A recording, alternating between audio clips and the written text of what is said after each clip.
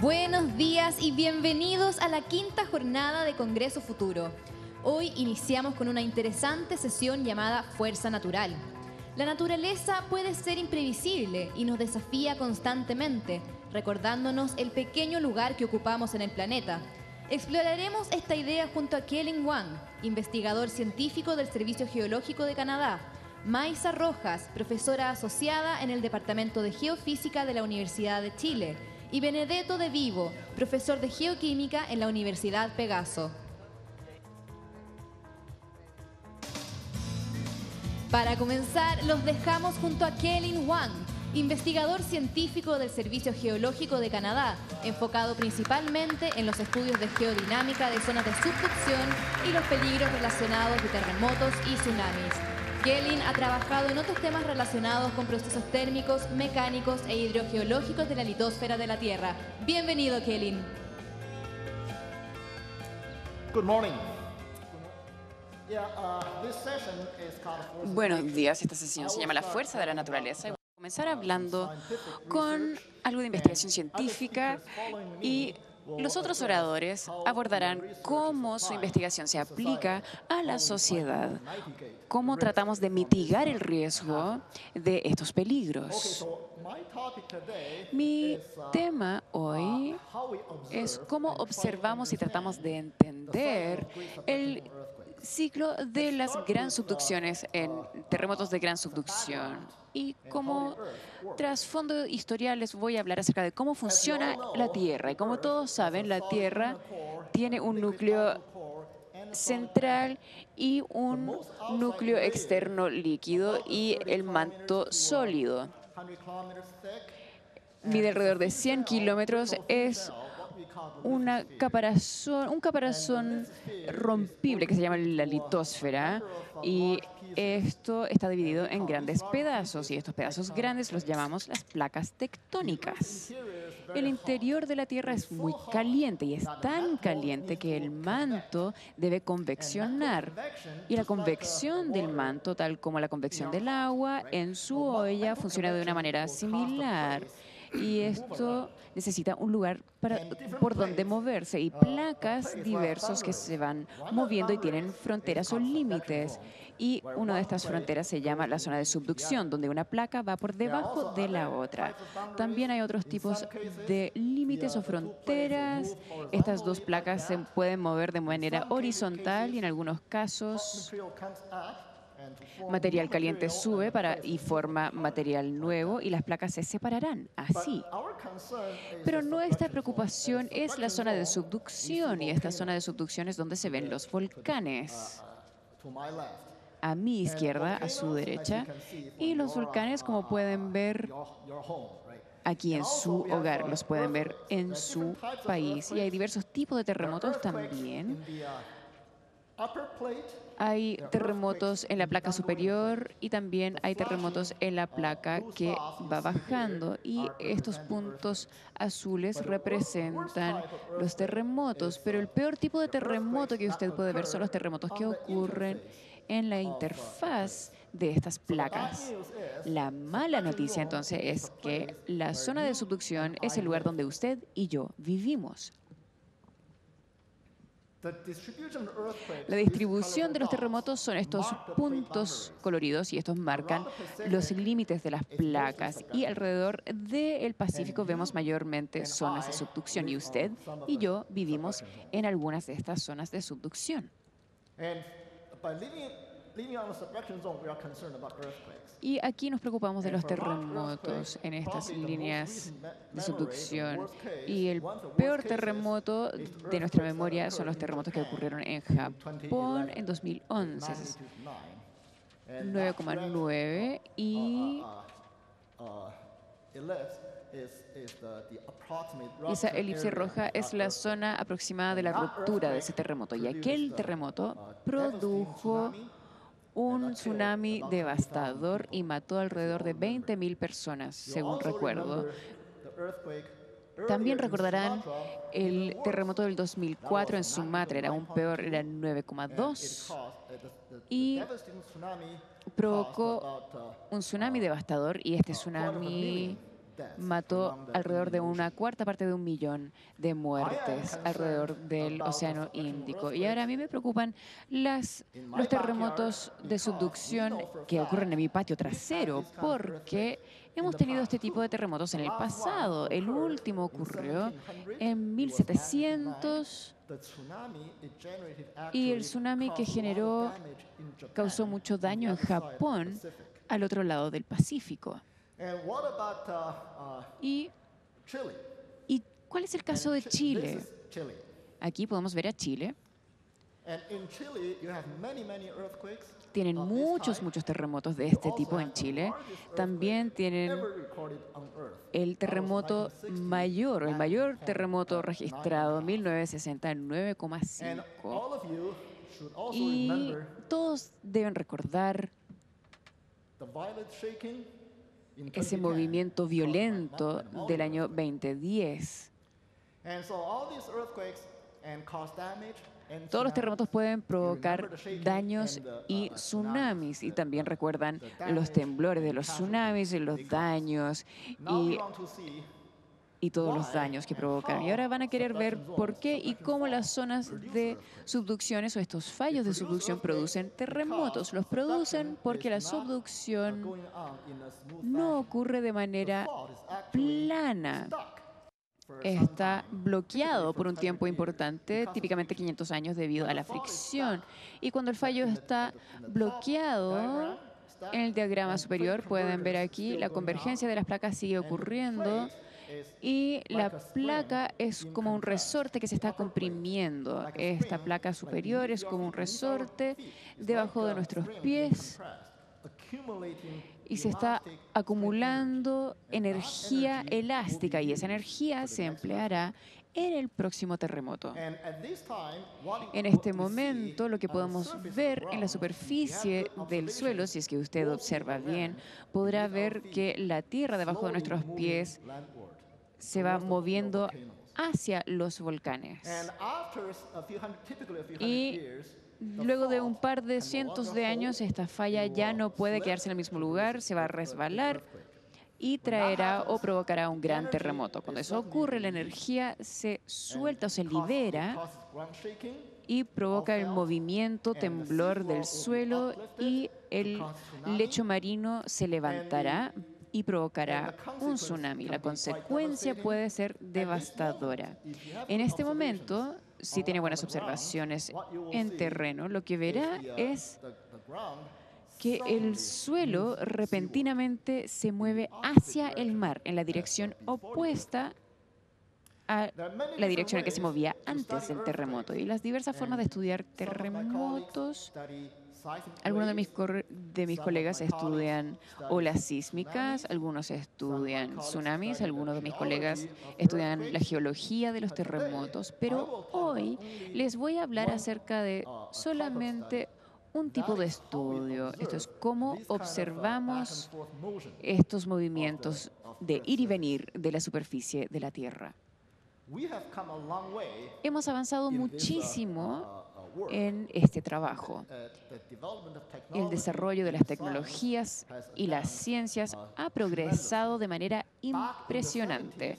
En la década de los 70, después de la teoría de las placas tectónicas se reconoció y teníamos este concepto de terremotos de subducción, solamente ahí pudimos predecir que el suelo podía moverse en direcciones opuestas. No teníamos forma de medirlo anteriormente, teníamos solamente el concepto. Y en los 80 teníamos observaciones preliminares de la Tierra, y esto se llama nivelación, pero también tenemos diversos tipos de estudio, también tenemos una mejor comprensión. A partir de los 90,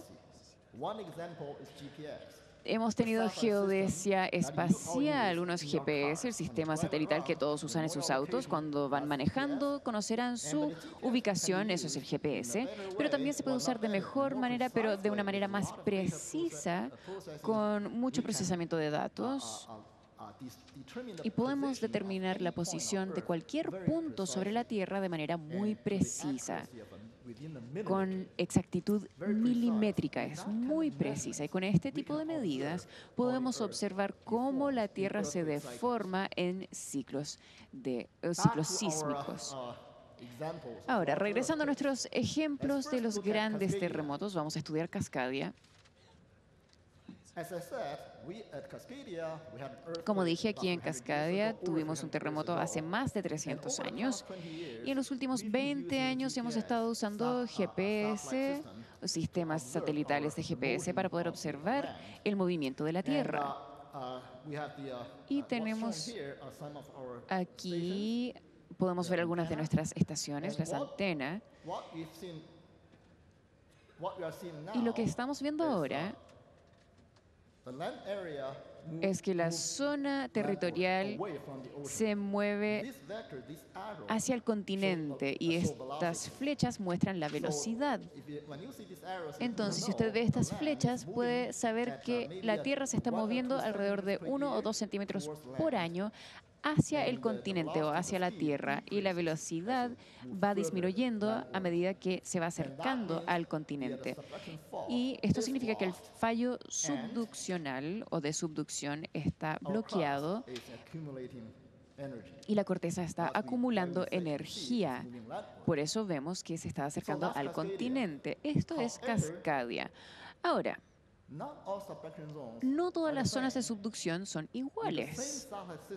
Con este mismo sistema satelital podemos observar diversas conductas o comportamientos en diversos lugares. La Cascadia se mueve hacia el continente, pero Chile, las estaciones costeras se están moviendo hacia el continente, pero muchas estaciones se están moviendo hacia el océano. Entonces tenemos este movimiento en oposición. Si viaja a Sumatra o Japón hoy, verá que todas las estaciones se están moviendo hacia el mar. Y esto era bastante confuso, misterioso para nosotros por un buen tiempo, pero llegó a ser menos así cuando nos dimos cuenta que estas observaciones fueron hechas en diversos momentos después de un gran terremoto. Resultó que las observaciones que hicimos en una zona de subducción en particular es una imagen de un proceso de deformación continuo. Entonces observamos la deformación en diversas etapas del ciclo sísmico en lugares diferentes. Entonces, al estudiar estos diversos lugares, estamos estudiando una evolución del tiempo. Cuando los unimos, podemos unir o poder visualizar un ciclo completo sísmico. Entonces debemos entender qué es lo que es responsable de este tipo de comportamiento. Y les puedo decir que ahora entendemos bastante bien que lo responsable es la conducta del manto, la parte más profunda de la Tierra, esta conducta que llamamos conducta viscoelástica. ¿Qué es la viscoelasticidad? Bueno, como todos sabemos, el manto es elástico. Transmite ondas sísmicas y las ondas sísmicas son la vibración del cuerpo elástico. Entonces el manto es elástico. Eso es conocimiento común. Pero también sabemos que el manto es viscoso. Un ejemplo tenemos una capa de hielo que está deprimiendo o comprimiendo la capa o la superficie de la Tierra. Y cuando se derrite, la Tierra no se ajusta de manera inmediata, lo hace muy lenta. Entonces, esta respuesta lenta, no inmediata, es una indicación de que el manto debe ser viscoso. Bien, el manto es tanto elástico como viscoso. Y ahora estamos hablando del material. Entonces es material viscoelástico.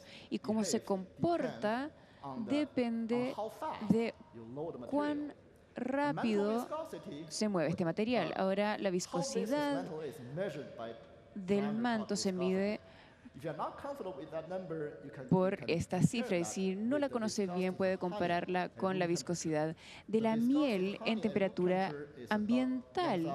Es alrededor de una milésima parte de esa unidad, y como puede ver, la viscosidad del manto es muchas órdenes de magnitud mayor. Entonces, si toma una roca del manto, sigue siendo una roca sólida, pero con el tiempo tiene una conducta viscosa, es una conducta, un comportamiento, perdón, muy lento. Entonces, debemos entender que debemos entender los ciclos sísmicos con una tierra viscoelástica. Ahora, si sigue sintiéndose incómodo con el concepto de viscoelasticidad, les voy a hacer una demostración.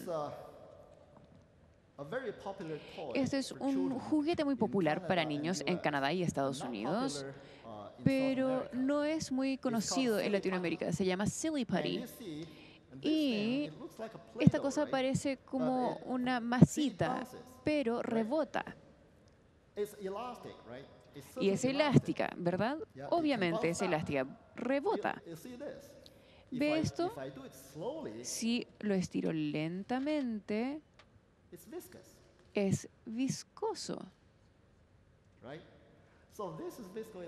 Esto es la viscoelasticidad. Entonces, por supuesto, la viscoelasticidad del manto es un poco más complejo que esto, pero en principio es un comportamiento similar. Y el manto es mucho más caliente o mucho más duro que esto. No se puede estirar el manto como puedo estirar el Silly Putty, pero con este tipo de propiedades del material y con nuestra estructura tridimensional, con muchas ecuaciones y potencia computacional, podemos generar un modelo computacional como este.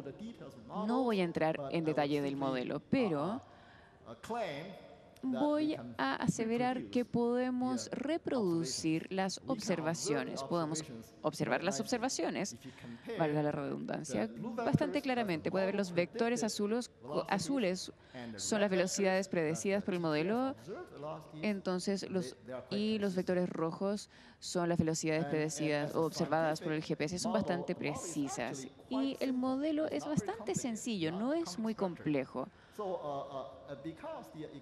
Debido a que captura o capta la física básica, puede explicar estas observaciones muy complejas de manera bastante entendible. En resumen, con las observaciones y modelado, las simulaciones, ahora podemos entender que luego de un gran terremoto, vemos este movimiento hacia el mar, seguido por un movimiento en oposición, como en el sur de Chile y en Alaska. Alaska tuvo un terremoto en 1964 y vimos el mismo comportamiento. Y para Cascadia, esto es bastante tardío en el ciclo sísmico. Vemos que todo se mueve hacia el continente o hacia la Tierra. Entonces tenemos este cambio en comportamiento, pero hasta el momento no vemos qué ocurre bajo el mar. Y todas nuestras observaciones son de la tierra, de la costa. Esto es completamente mar adentro, es en el mar. Pero es muy difícil poder tener observaciones, entonces no sabíamos qué estaba ocurriendo. Podíamos especular, podíamos plantear preguntas, donde este movimiento en oposición se inicia inmediatamente después del terremoto bajo el mar. Antes no sabíamos eso, pero ahora sí lo sabemos. Y ahora tenemos geodesia del lecho marino. Y volviendo a nuestros ejemplos, el mejor ejemplo de la aplicación de esta geodesia del lecho marino en esta investigación es Japón. Japón es un muy buen ejemplo. Este terremoto hizo mucho daño, muchos lesionados y muchas víctimas, pero también pudimos capturar observaciones increíbles para poder estudiar. ¿Ven estos vectores? Estas son estaciones terrestres. Las flechas más anchas o gruesas están por debajo del mar. Son estaciones de GPS del lecho marino. Y nuestros colegas japoneses tuvieron la visión de poner o instalar estaciones de GPS en el lecho marino y pudieron observar cómo se movía el lecho marino. Y el vector más grande ahí, en el lecho marino, se movió 31 metros en el terremoto, algo que nunca habíamos visto antes. Nunca habíamos anticipado tal actividad. Pero esta no es la historia completa. Lo que es aún más importante es cómo estas estaciones se comportaron después del terremoto. A su derecha, estas son las observaciones un año después. Pueden ver algunas de las estaciones del lecho marino retrocedieron. Entonces vemos este movimiento en oposición inmediatamente después del terremoto. La teoría es bastante completa, entonces. Por supuesto, lo hemos modelado, lo hemos simulado, ningún problema. Todo se puede simular, pero yo no debo mostrarles los resultados para convencerles. Les quiero indicar la importancia de la geodesia del lecho marino. Esta es la nueva frontera. Y la tecnología ha madurado bastante. Y en este caso no se usará GPS, tiene transpondedores en el lecho marino que se comunican con una plataforma en la superficie del mar, ya sea un barco u otro tipo de plataforma, usando ondas de sonido, ondas acústicas. Y esa antena de GPS se comunicará con la satélite de manera electromagnética. Y finalmente puede determinar la ubicación promedio de su red de lecho marino de manera muy precisa. Ahora, es muy caro este sistema, pero la tecnología se ha desarrollado aún más. Lo podemos hacer de manera más económica. Y Japón está a la vanguardia de esta investigación, y otras zonas de subducción están tratando de seguirles el paso. Tenemos algunos estaciones, pero tenemos un plan de instalar más estaciones así en Cascadia. También tenemos computadores monitoreando con cables fibra óptica en el lecho marino. Y con la disminución de costo y el reconocimiento de la importancia de observar estos fallos de subducción a corta distancia en el lecho marino, seguramente muchos países seguirán el paso y harán el mismo esfuerzo. Seguramente ocurrirá en muchas zonas de subducción y va a ocurrir en Chile. En 5 o 10 años tendremos una mejor comprensión de cómo las fallas en nuestro sistema de subducción funciona en el ciclo sísmico, y en base a ello podremos tener una mejor estrategia de cómo abordar estos terremotos y sus tsunamis. Muchas gracias. Agradecemos la participación de Kellen Wang, investigador científico del Servicio Geológico de Canadá. Chile, 12 ciudades, 7 días, 70 horas de transmisión y 130 de las mentes más desafiantes de todo el mundo se unen para imaginar y reflexionar sobre el futuro del planeta. El mayor encuentro de ciencia e innovación de América Latina. Congreso Futuro. Ideas para cambiar el mundo. Del 15 al 21 de enero. Seguimos en esta interesante conversación junto a Benedetto De Vivo, profesor de Geoquímica en la Universidad Pegaso y profesor retirado de Geoquímica Ambiental en la Universidad de Nápoles Federico II. Su investigación se enfoca en la prospección geoquímica, vulcanología y geoquímica ambiental, y ha publicado alrededor de 300 trabajos y monografías. Demos la bienvenida a Benedetto De Vivo.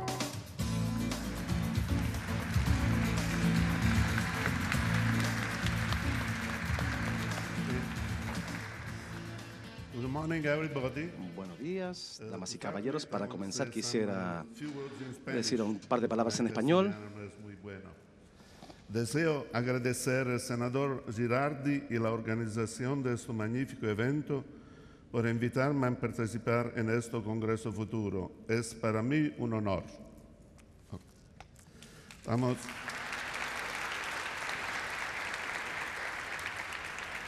Allora, quisiera ahora vamos a hablar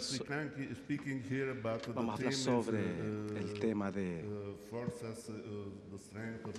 la fuerza de la naturaleza, etc. Quisiera hablar un poco sobre los desastres humanos o naturales. tengo 10 minutos para hablar sobre desastres naturales, pero yo estoy convencido de que los desastres siempre son debido a los humanos, no naturales. La naturaleza trabaja como trabaja, tenemos que conocerlo, pero la decisión tiene que ser realizado por los políticos. Eso es lo que crea el problema. Lo que yo creo que es fundamental en diferentes rubros es tener autonomía de la ciencia y la política.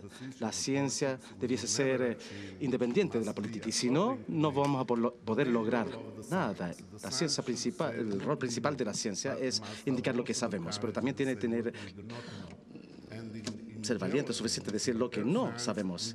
En la geología no sabemos muchas cosas, así que no debiésemos hablar o actuar como sacerdote, que sabemos todo. No, como científicos debemos comunicar nuestras dudas a las personas y nuestro objetivo principal es salvar vidas humanas.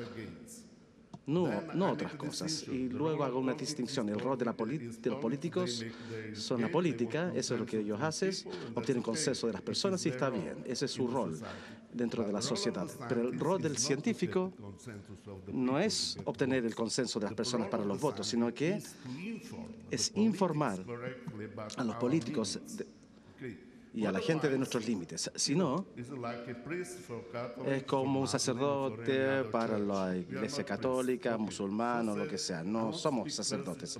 Bueno, primero voy a hablar sobre algunas declaraciones geoéticas, que es fundamental. En muchos países, debido a conflicto de intereses entre los científicos y los políticos, es muy común. En demasiados casos, los científicos prefieren defender la toma de decisiones políticas en vez de actuar de manera independiente. Yo voy a hablar sobre diferentes casos, no solo de mi país, pero del mundo entero, pero voy a hablar obviamente de los casos que yo conozco. Muchas veces, la mayoría de las veces, no fui exitoso, pero he obtenido algo de éxito, no solamente bueno para mí, pero para la gente. Así que voy a hablar sobre el problema que ocurre hoy por el riesgo que el Vesubio que puede causar. Es el volcán más activo del mundo. Le voy a dar algunos detalles sobre el Vesubio y algunas decisiones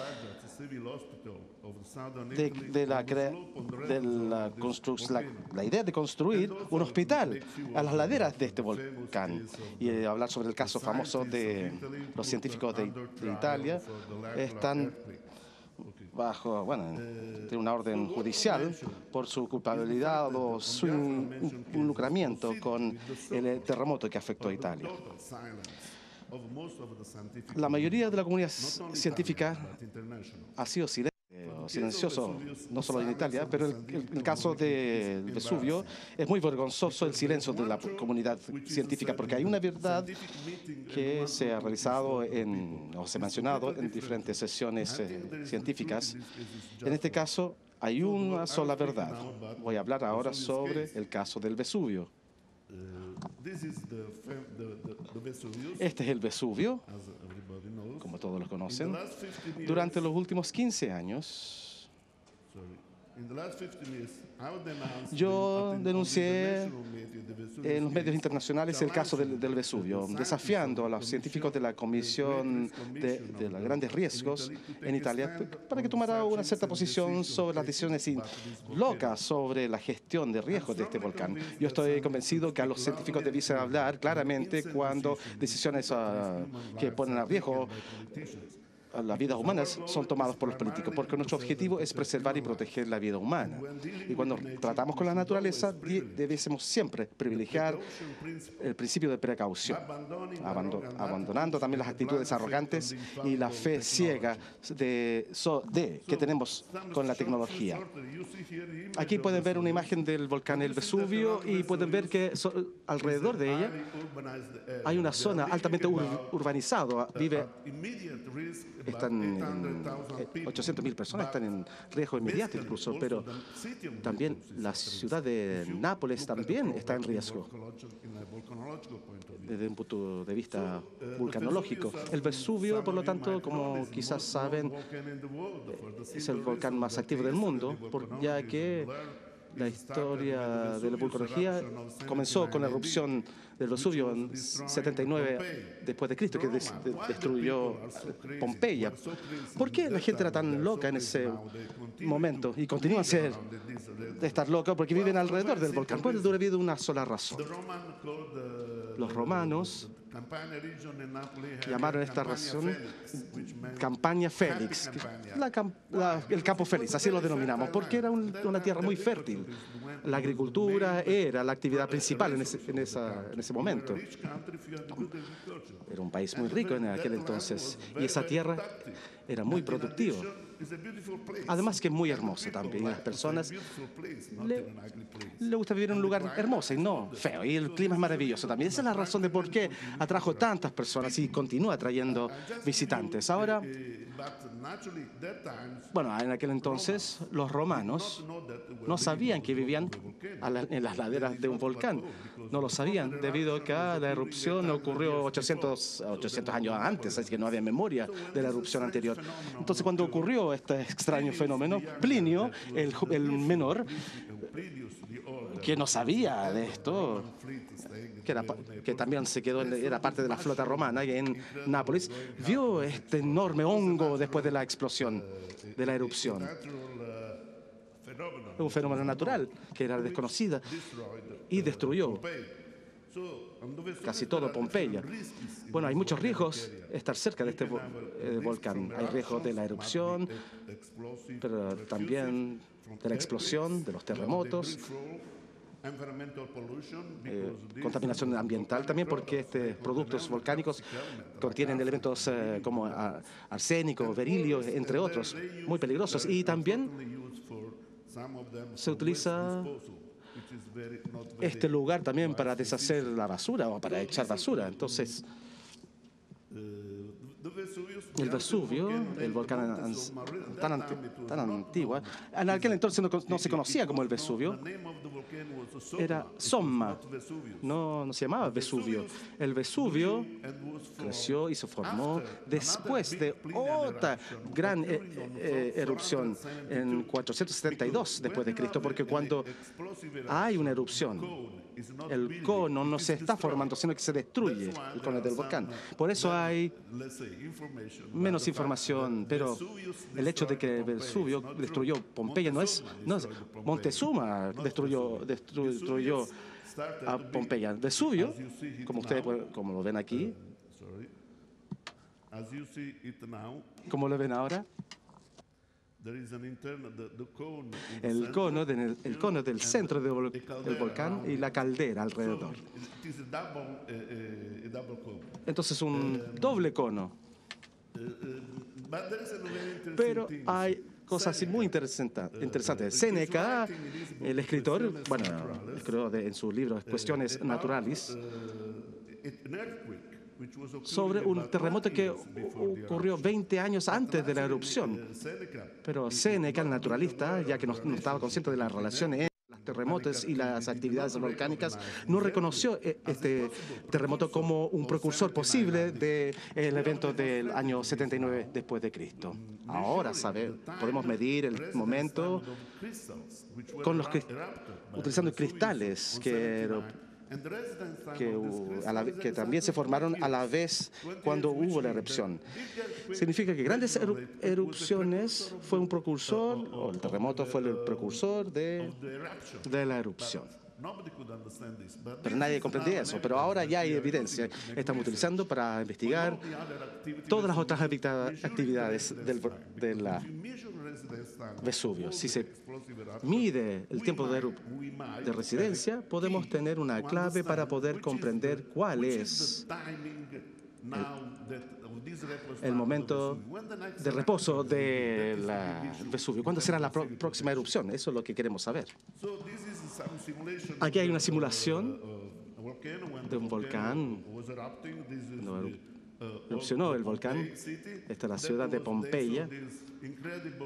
Todos los habitantes vieron una columna formidable de productos que alcanzaba 30 kilómetros de distancia. Y luego Pompeya comenzó a colapsar. Hubo una lluvia de ceniza. Todo lo que sabemos sobre este evento fue debido a Plinio, el menor. Él fue uno de los primeros historiadores de esto. Así que se destruyó Pompeya debido a toda la ceniza y materia volcánica y que caía sobre los cielos, sobre los techos y colapsó. No sé si ustedes conocen Pompeya, deberían decir, no, es una experiencia única, debiesen conocerlo. Entonces todo colapsó, todas las estructuras debido al peso. Pero Herculano, por el otro lado, Herculano fue destruido totalmente por el flujo piroclástico de la fase después de erupción, 1 o 2 días después de la erupción principal. Y luego todo este material llegó a 30 kilómetros de alto.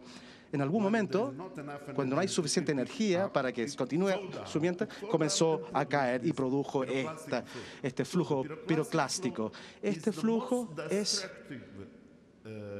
el fenómeno más destructivo del proceso volcánico o durante una erupción volcánica, porque viaja a 100 kilómetros por hora de velocidad a una temperatura entre 500 y 600 grados Celsius. Nada sobrevive, por lo tanto. Entonces, Herculano fue destruido después de un par de días del flujo piroclástico y, como pueden ver, la imagen acá fue Herculano, que en aquel entonces era el puerto de esa zona. Y se ha encontrado que había que las personas que observaban este evento trataron de escapar, pero el mar estaba muy salvaje, entonces no podían. Hemos encontrado como 400 esqueletos, de hecho, de personas quienes fallecieron totalmente consumidos por este flujo piroclástico y murieron inmediatamente a 600 grados Celsius, por supuesto. Una muerte terrible, pero no sufrieron porque fue instantánea. Para contarle un poco la historia del Vesubio, sabemos lo que sucedió durante los últimos 2000 años y sabemos también que cumple ciclos también.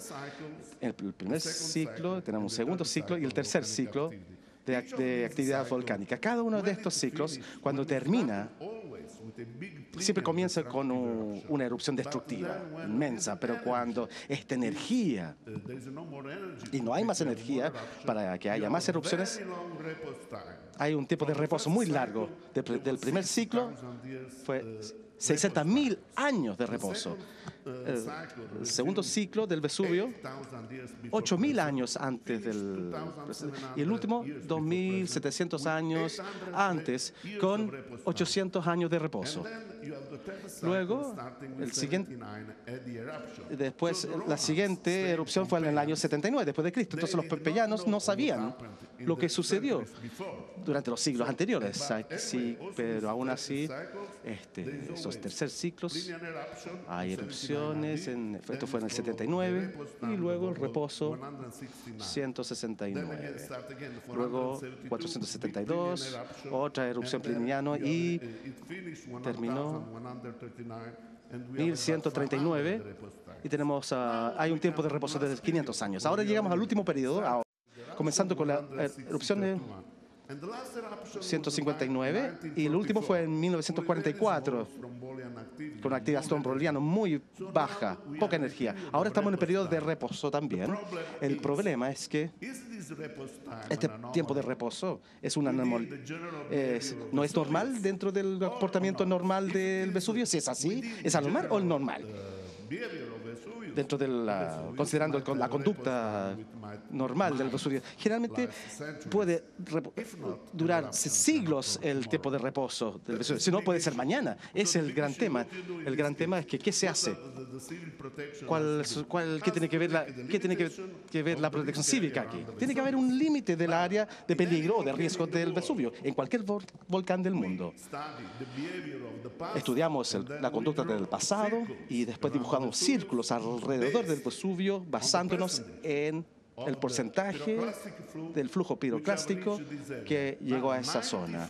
95% de todas las erupciones anteriores llegaron a una distancia de 11 kilómetros. Este círculo tiene un radio de 11 kilómetros. Entonces, el rojo. Después, todo el círculo rojo ha sido diseñado ahí. Y por esta parte en rojo no es un círculo. Aquí están los límites de las fronteras del pueblo, que, bueno, realmente es una locura para mí. Y en las laderas, aquí en esta zona acá, en esta específicamente, que está en la zona roja, ahí construyeron un hospital más grande del sur de Italia. Quizás una erupción futura del Vesubio, quizás alguien del Comité de Grandes Riesgos podrá instruir al señor Vesubio a tomar un curso acelerado de topografía para que su flujo piroclástico cambie de dirección cuando pasa por las comunidades, fronteras o las áreas de hospitales también. La zona. Bueno, después de 15 años de lucha, algo se ha hecho por parte de las autoridades en cuanto a estas limitaciones. Ahora, entonces,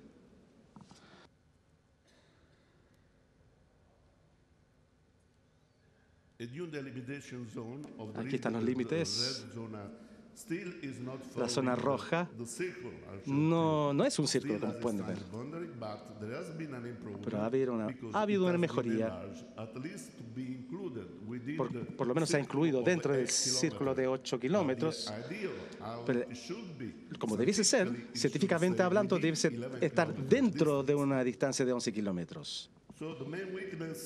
La debilidad principal, entonces, de la gestión del riesgo del Vesubio es la falta de divulgación completa al público de las dificultades tan severas de la predicción de la erupción de este volcán.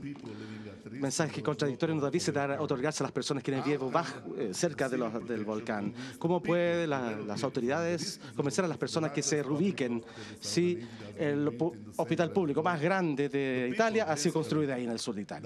La gente no cree, en realidad,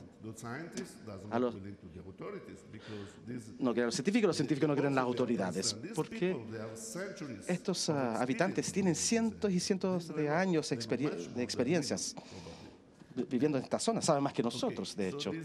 Así que, como le mencioné, durante el periodo, cuando hubo una erupción del Vesubio, se pintaron frescos, así que muchas pinturas hay en Pompeya, cuando ha habido erupciones menores. Entonces, sabemos que el Vesubio no se ha quedado callado durante tanto tiempo.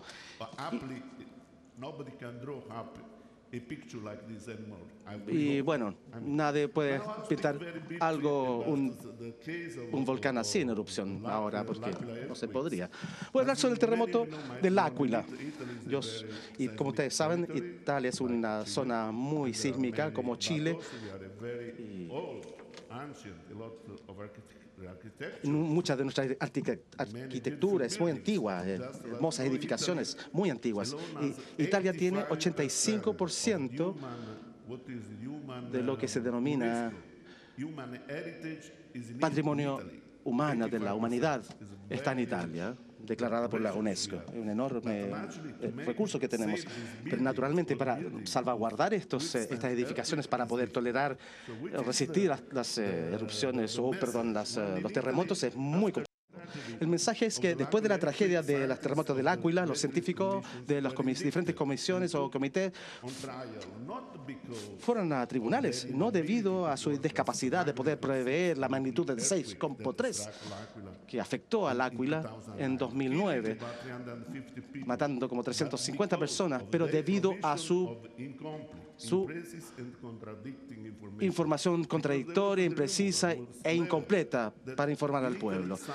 En aquel entonces la ciencia estaba en tribunales también. No fue verdad eso, no, es información falsa que fue difundida a través de la comunidad, porque los científicos, ellos proyectaron eso. Le dijeron, usted puede dormirse con una botella de vino, después de un vaso de vino, una copa de vino, porque no va a suceder nada. No le dijeron, las autoridades no avisaron al público que esto podría ocurrir. 50 personas fallecieron debido a esto. Al final, todos los científicos salieron en libertad, solamente uno fue señalado como culpable. En mi opinión, el problema central en Italia y también, en otros países también, es una relación entre la ciencia y la política. La Asociación Estadounidense para el Progreso de la Ciencia emitió declaraciones apoyando a los científicos italianos y lo enviaron una carta al presidente de aquel entonces, Giorgio Napolitano. Yo indiqué que a esta organización que la comunidad científica internacional debiese saber o debiesen haber estado informados sobre la información al público en general, si no, pareciera que la comunidad científica estaba teniendo una influencia sobre el presidente italiano basándose en una premisa falsa. O sea, los científicos, antes de crear cualquier declaración, realmente tienen que saber cuáles son las razones que fueron liberados o tuvieron que pasar no se puede interferir con el sistema legal, llegando a un compromiso en particular. Creo que los científicos nuevamente deben ser bastante claros, deben explicar los límites del conocimiento que publican los científicos, tienen que proporcionar liderazgo y no ser condescendientes.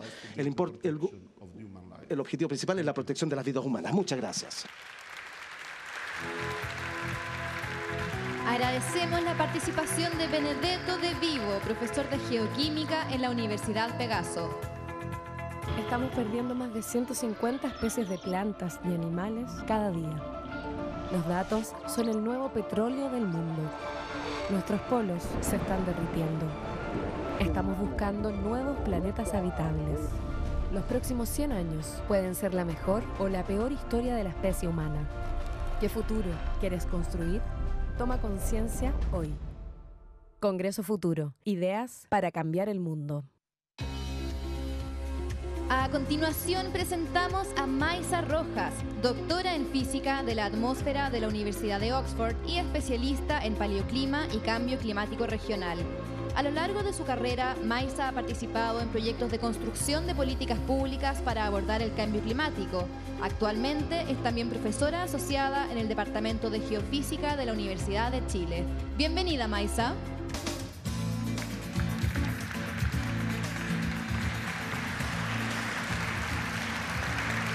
Buenos días. Para terminar con este bloque de fuerza natural, yo les voy a hablar sobre la fuerza en el antropoceno. ¿Qué hace tan especial este planeta, cambio climático y el antropoceno, y el desafío de mantener la sustentabilidad de nuestro planeta? Como ya vimos en las dos presentaciones anteriores, la Tierra es un planeta dinámico, en constante movimiento de masa y de energía. El sistema climático está compuesto por estas esferas, la atmósfera, la litosfera, hidrósfera y más recientemente la antropósfera, es decir, nosotros, los seres humanos.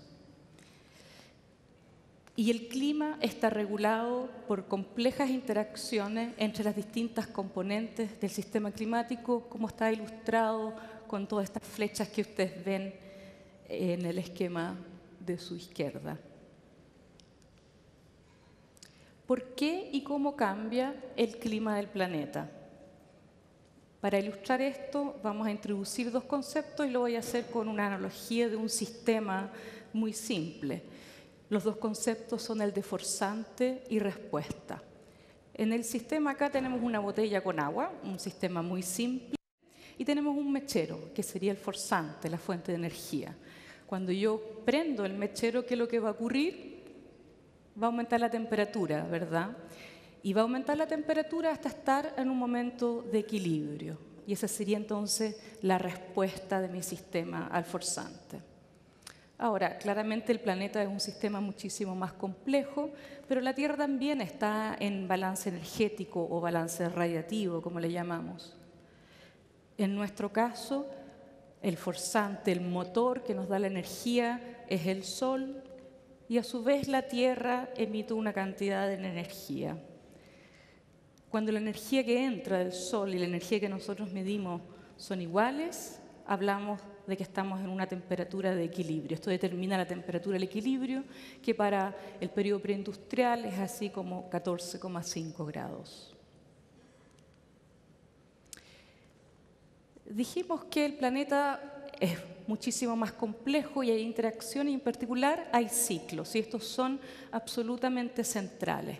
El ciclo más conocido es el ciclo del agua, que todos conocemos, ¿verdad? Y se refiere a la transformación del agua entre sus tres estados, gaseoso, líquido, sólido. Y en esa transformación se mueve energía y masa.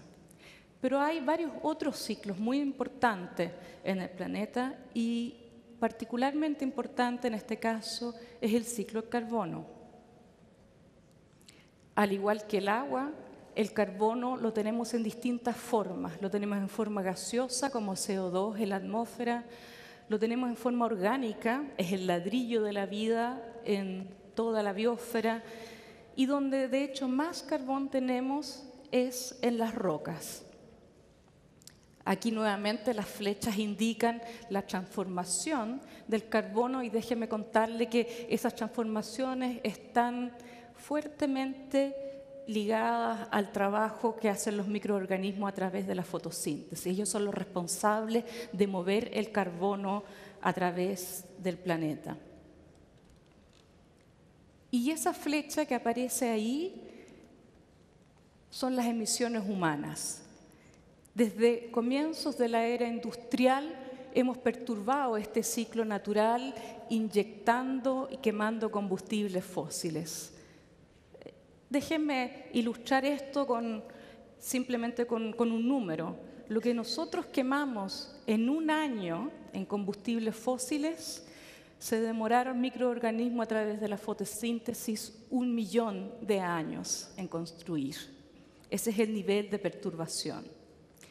Ahora, hay dos características muy importantes del CO2 que hace que este problema sea tan complejo. Por un lado, es un gas bien mezclado. ¿Qué significa esto? Que no importa dónde yo lo emita, rápidamente se mezcla. Yo lo mido en Antártica, lo mido en Santiago o lo mido en el centro de Europa, el valor es prácticamente el mismo. La atmósfera no tiene fronteras y por lo tanto es un problema global que nos atañe a todos. La otra característica tiene que ver con el hecho de que permanece mucho tiempo en la atmósfera y eso hace de que sea un problema intergeneracional. CO2 que fue emitido por gente que ya murió va a afectar a humanos que todavía no han nacido. Ok, entonces hemos visto que hemos perturbado este sistema y ¿cuál es la respuesta que hemos observado? La podemos medir de nuevo en temperatura. Y en esta serie de tiempo están las temperaturas anuales globales del planeta desde el año 1880 y el año 2016 fue el más cálido del registro, 2017 es el tercero más cálido y el planeta se ha calentado 1 grado. Ahora, la pregunta es, ¿qué significa esto? ¿Esto es mucho, es poco, es usual, es inusual? Para esto, veamos de nuevo temperatura. En este caso, esto es una reconstrucción por los últimos 20.000 años. 20.000 años atrás es el último máximo glacial. Si ustedes han visto la película La Era del Hielo, 1, 2, 3 o 4, ese es el periodo. Entonces, desde el último máximo glacial, el planeta se calentó algo así como 2,5 grados en 8.000 años. Después hubo un periodo en que se calentó un poco más rápido, otros 2 grados en 4.000 años. Entonces, eso es lo que tenemos que poner en contexto con ese calentamiento que hemos observado ahora en 100 años. Entonces, no es que el planeta no se haya calentado antes, que esto es primera vez que ocurre, pero es la tasa de cambio lo que ha cambiado significativamente. Y otra cosa que sale allí en esta figura es que los últimos 10.000 años, más o menos, el Holoceno, ha sido un periodo que ha tenido temperaturas bastante constantes, ¿verdad? Y es en este rango en que se han desarrollado las civilizaciones humanas. Y es de este rango de los que hasta ahora nos estamos comenzando a salir. El hecho de que no estemos entonces saliendo de este rango ha hecho que los geólogos hayan decidido, aceptado la idea de que no estaríamos saliendo de la era del periodo del Holoceno y estaríamos entrando a una nueva era geológica, el Antropoceno, una época en que los humanos hemos alterado significativamente el planeta. No lo hemos alterado solamente cambiando la composición química de la atmósfera, aumentando el CO2 en la atmósfera. Hay un sinnúmero de indicadores que han cambiado. Y más o menos desde mediados del siglo XX había una gran aceleración de cambios con aumento de la población, aumento de población en zonas urbanas, aumentos de uso de energía, de agua, de fertilizantes, destrucción de la capa de ozono, acidificación del océano. Ok. Entonces vimos que este forzante produce una respuesta que la hemos medido por ahora en la temperatura media, pero no solamente a nosotros nos interesa un cambio de la temperatura media, hay otro tipo de eventos que nos preocupan mucho más, eventos extremos, porque son estos los eventos que tienen un impacto mayor en nuestras sociedades. Y aquí ven algunas fotografías de eventos recientes que han ocurrido en Chile que han tenido gran impacto, aluvión de Atacama, marea roja en Chiloé, incendios forestales y más recientemente el aluvión en Villa Santa Lucía en Aysén. Entonces, cada vez que aparecen estos eventos, llegan los periodistas, a los climatólogos y nos preguntan, ¿esto fue provocado por cambio climático? Y evidentemente la respuesta no es tan fácil. Lo primero que hay que decir es que hay factores humanos siempre, y también hay factores climáticos que pueden ser naturales o antropogénicos. Cuando podemos decir de que este evento no hubiese ocurrido o su probabilidad cambió porque fue antropogénico, entonces hablamos de atribución, que en general es difícil. Acá. Esto es muy sensible. No. Ok. Esta curva representa la distribución de una variable meteorológica, pensemos temperatura, la temperatura promedio, ¿verdad? Y en la cola están los eventos extremos, en este caso sería esa cola azul, algo que ocurre con un 1% de probabilidad. Con un clima cambiante, esta curva se mueve a la derecha y con eso ustedes ven de que lo que antes tenía una probabilidad de ocurrencia solamente de un 1%, ahora tiene una mayor probabilidad de ocurrencia. Y teóricamente entendemos que en un clima cambiante van a cambiar la frecuencia, la duración, la intensidad de estos eventos extremos.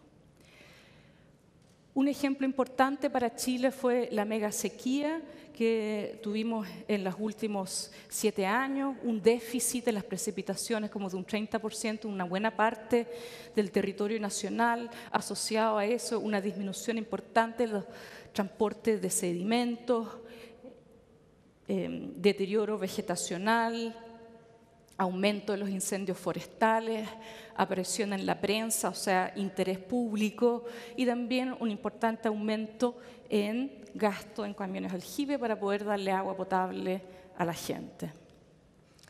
Todos los que estuvimos el año pasado en esta misma fecha en Santiago o en la parte centro-sur del país nos acordaremos de una temperatura muy alta. Aquí están las temperaturas de enero de Santiago desde 1950 y el año pasado las temperaturas fueron 3 grados más altas en promedio, ¿ok? Y esto fue entonces un ingrediente propicio sumado a la sequía para tener también la temporada de incendios más alta del mundo.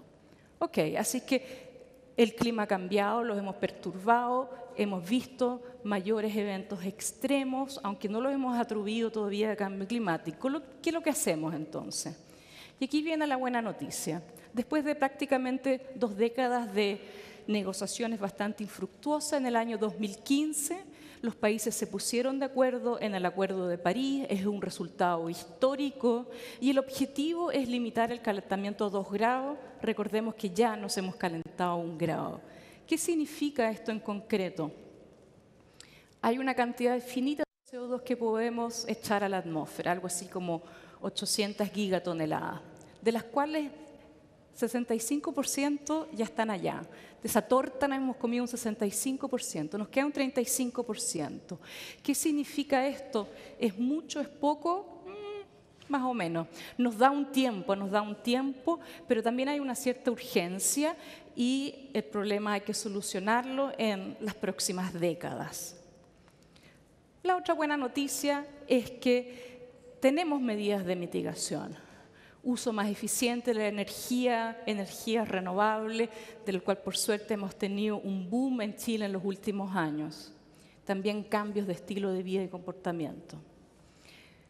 Hasta ahora yo les he contado una historia que es una historia tradicional y quisiera ahora agregar un elemento, unas ideas que me han dado vuelta en los últimos años. Y yo creo que un elemento crucial para resolver esta crisis del cual el cambio climático es un síntoma son mujeres. Déjenme explicarle por qué. O más que mujeres, me refiero a una cierta cantidad de valores que tradicionalmente asociamos al género femenino. Ella es Cristiana Figueres y este es un pequeño video de su charla TED. Ella fue la secretaria ejecutiva de la Convención Marco y jugó un papel preponderante en el éxito de la firma del Acuerdo de París. Si atrás me pueden poner este pequeño video.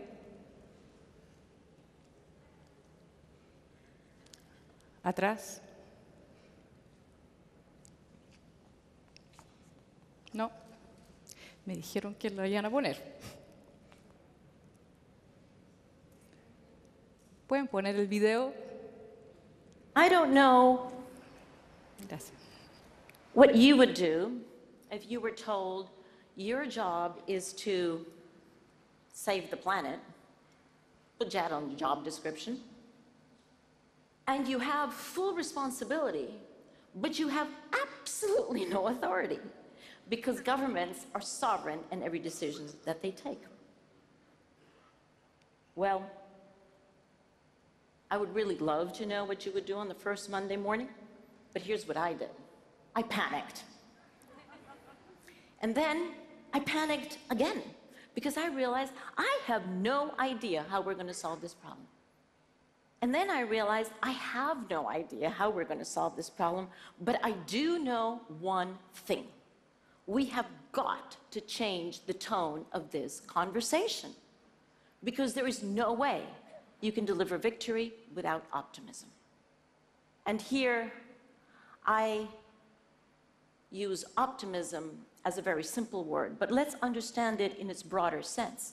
Let's understand it as courage, hope, trust, solidarity, the fundamental belief that we humans can come together and can help each other to better the fate of mankind. Solidaridad, colaboración, bien común.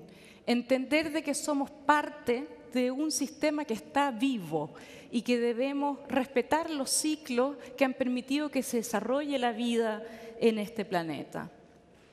Porque convengamos que las mujeres no hemos jugado un papel muy preponderante en el desarrollo de nuestras sociedades. Podríamos ilustrarlo con esta frase, desarrollo del hombre versus madre naturaleza, como una manera de ver nuestras sociedades que necesita subordinar el entorno circundante. El desafío del cambio climático es uno de justicia. Lograr la justicia requiere reconstruir la manera que habitamos, que vivimos y trabajamos nuestras vidas. Muchas gracias. Agradecemos la participación de Maisa Rojas y reiteramos también los agradecimientos para Benedetto y Kelly por ser parte de este encuentro.